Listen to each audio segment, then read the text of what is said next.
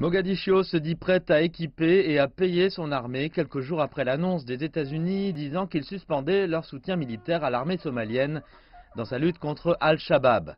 Le président Mohamed Abdullahi Farmajo s'est voulu rassurant lors de son adresse aux généraux qui s'apprêtent à lancer une offensive tous azimuts contre le groupe lié à Al-Qaïda.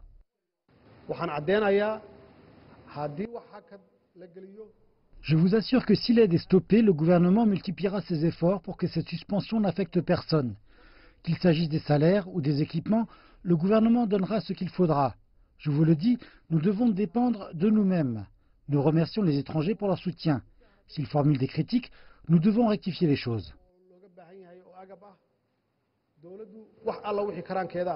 Washington est de loin la plus grande alliée de la Somalie dans la lutte contre le terrorisme et la suspension du soutien logistique fait suite à des accusations de corruption au sein de l'armée, mises en lumière par des inspecteurs américains qui ont visité 9 bases en Somalie, notant que l'armée était incapable de répondre de l'utilisation de l'aide américaine.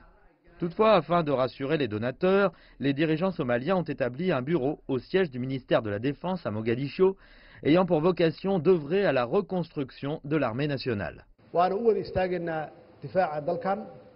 Nous nous tenons ensemble dans la lutte contre les groupes militants jusqu'à ce que soit déclarée la victoire dans l'offensive à venir. Je vais allouer, à partir de maintenant, la plupart de mon temps à l'armée. Nous allons fournir à l'armée le plus gros budget en pourcentage et nous concentrer sur la bataille jusqu'à ce que la paix et la stabilité soient restaurées dans cette nation.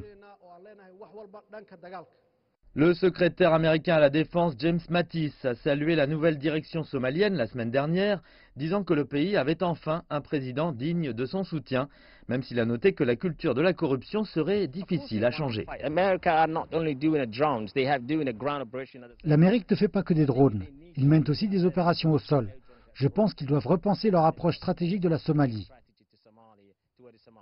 Al-Shabaab s'est attaqué ces derniers mois à plusieurs bases de l'armée somalienne, tuant un grand nombre de soldats et s'emparant d'armes et de véhicules.